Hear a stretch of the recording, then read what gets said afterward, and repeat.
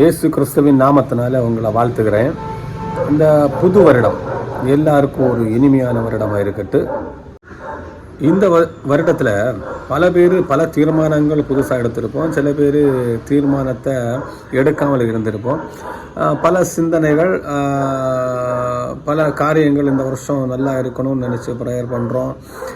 அநேக பேர் உதவியாக இருக்கும்னு நினச்சிருக்கிறோம். அநேக காரியங்கள் சித்தமாக நம்ம அநேக காரியங்கள் செய்யணும் அந்த மாதிரியெல்லாம் நினச்சிருக்கிறோம். நமக்கு பிடித்தமான காரியங்கள் நம்ம வாழ்க்கையில் நடக்கும்னு நம்ம நினச்சிருக்கிறோம். அப்போது இந்த நாளில் கடவுளுடைய சித்தம் என்னான்னு நம்ம யோசிச்சிருக்கிறோமா? ஏன்னா பைபிளில் அநேக சித்தங்கள் அவர் கொடுத்துருக்கிறாரு. நம்மளை குறித்துள்ள சித்தமும் கொடுத்துருக்கிறாரு. இன்னும் நாம் என்ன செய்யணும்னு உள்ளது கூட கொடுத்துருக்கிறாரு. அப்போ பொதுவாக அவருடைய சித்தம் என்னன்னு நம்ம இந்த புது ஒரு இடத்துல அறிந்து அதற்கு ஏற்ற விதமாக நம்ம வாழ்க்கையை நம்ம மாற்றி கொண்டோம்னா நாம் தேவனுக்கு உகந்த பிள்ளைகளாகவும் தேவனுக்கு பிரியமானவர்களாக இருக்கிறதுக்கு ரொம்ப பிரயோஜனம் உள்ளதாக இருக்கும். ஏன்னா நம்ம சித்தம்னு சொல்கிறது நம்ம ப்ரேயர் பண்ணுறதோ, தேவனுடைய சித்தம் நம்ம அவரோட ஐக்கியமாக இருக்கிறதோ அந்த மாதிரி காரியங்கள் இல்லை. நாம் எடுக்கிற தீர்மானங்கள் தேவனுக்கு பிடித்தமான காரியங்களா, வசனத்துக்கு ஏற்புடையதாக இருக்குதா, இதுதான் அவருடைய அல்டிமேட் சித்தம். இதில் மெயினாக ஃபஸ்ட்டு அவருக்கு உள்ளத்தின் நாளத்திலிருந்து அவர் எதிர்பார்க்கிற சித்தம் என்னன்னுள்ளதை நான் சொல்லான் இருக்கிறேன். 1 தீமோத்தேயு 2ஆம் அதிகாரம் 4வது வசனம், எல்லா மனுஷரும் ரட்சிக்கப்படவும் சத்தியத்தை அறிகிற அறிவை அடையவும் அவர் சித்தமுள்ளவராக இருக்கிறார். அப்போ எல்லா மனுஷரும் ரட்சிக்கப்படணுமா?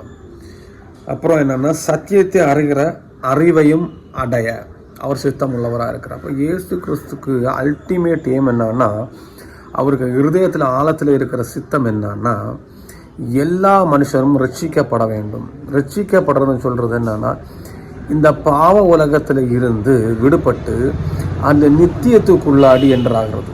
இந்த உலகம் பாவம் நிறைந்ததாக தான் இருக்குது. அப்போ இந்த உலகத்தில் இருந்து நம்ம போகும்பொழுது நான் எங்கே இருக்கணும்னா பரலோகத்தில் போய் இருக்கணும்.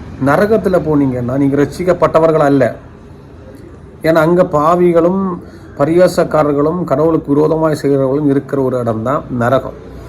அப்போ ரட்சிக்கப்பட்டவர்களுக்கு வாசஸ்தலம்னு சொல்கிறது நித்திய ராஜ்யம், ஒரு நித்திய ஜீவன், பரலோக ராஜ்யம், அவரோடு வாசம் செய்கிற ஒரு அனுபவம். இது எல்லா மனுஷரும் ரட்சிக்கப்படணும்னு இருக்கிறது அவரோட சித்தம். நம்ம அநேக நாட்கள் தேவனுடைய சித்தம் என்னங்கிறவங்களே உங்களுக்கு சித்தம் என்னன்னு எனக்கு சொல்லிக் கொடுங்க, நாங்கள் செய்கிறோம், இந்த மாதிரியெல்லாம் நம்ம நிறைய சொல்லுவோம். அதெல்லாம் நான் என்ன சொல்லுவேன்னா சாக்கு போக்கு சொல்லுகிறது. வசனம் தெளிவாக நமக்கு சொல்கிறது இயேசு கிறிஸ்துவின் சித்தம் என்னன்னா எல்லா மனுஷனும் ரட்சிக்கப்பட வேண்டும், பாவத்திலிருந்து வெளியே வரணும், அவங்களுக்கு ஒரு மீட்பை கொடுக்கணும், அவர்களும் என்னன்னா நித்தியத்தில் வரணும்னு உள்ள எண்ணம் தான் அவருக்கு இருக்கிறது. இது அவருடைய சித்தம். அது மாத்திரமல்ல, இந்த ரட்சிப்புக்கு காரணமாக இருப்பது என்னன்னா சத்திய வசனம். அதான் அடுத்த இதில் கொடுத்துருக்கு, சத்தியத்தை அறிகிற அறிவை அடையவும். இந்த சத்தியம்னு சொல்கிறது வசனத்தை அறிகிற அறிவு. அது என்ன அறிவுன்னு பார்த்தீங்கன்னா தேவன் கொடுக்கிற ஞானம். இனி அது இன்னும் ஆழமாக சொல்ல போனால் பரிசுத்த ஆவியானவர் நம்மளை நடத்துகிற விதம். இந்த வசனத்தை படிக்கிறனால நான் ரட்சிக்கப்பட்டேன்னு சொன்னால் கண்டிப்பாக நடக்காது. வசனத்தை அறிகிற அறிவு நமக்குள்ளாடி வரும். இந்த வசனத்தின்படி ஜீவிப்பதற்கு நமக்கு ஒரு ஞானத்தை தேவன் பரிசுத்த ஆவியினால் கொடுக்கப்படுகிறாரு. அது எப்படின்னா அந்த பரிசுத்த ஆவியானவர் நம்மளை தேற்றுவார், ஆற்றுவார், வழி நடத்துவார். இந்த வசனம் என்ன வழி நடத்தும். இந்த வசனத்தை உணர்த்துவது யார்? பரிசுத்த ஆவியானவர். அப்போ இந்த வசனத்தின்படியாக நீ செய்கிறது தப்பு. இந்த உலகத்தில் நம்ம இருக்கணும்ல, சில காரியங்கள் நம்ம தப்பாக தீர்மானம் எடுக்கிற நேரம், தப்பாக பேசுகிற நேரம், தப்பாக செய்கிற காரியத்தை பரிசுத்த ஆவியானவர் வசனத்தின் மூலியமாக இது தேவனுக்கு விருப்பமான காரியம் அல்ல, இது தேவனுக்கு விருப்பமான காரியம், இதை இப்படி செய்யலாம், இப்படி செய்யலாம்னு என்ன பண்ணுவார்? சொல்லி கொடுப்பார். இதன்படியாக நம்ம வாழ்க்கையை மாற்றிக்கொள்வது தான் ரட்சிப்புக்குள்ள ஒரு அடையாளம். அப்போ இதெல்லாம் எதுக்கு, யாருக்கு சித்தமாக இருக்குது? இயேசு கிறிஸ்துவின் சித்தமாக இருக்கிறது. இதற்கு வேண்டிதான் அவர் என்ன பண்ணார்? சிலுவையில் அறையப்பட்டு மீட்பை நம்ம கொடுத்து இரத்தத்தை கொடுத்து மீட்டெடுக்கும்படியாக நேரமே எல்லாம் செய்து முடித்தார்.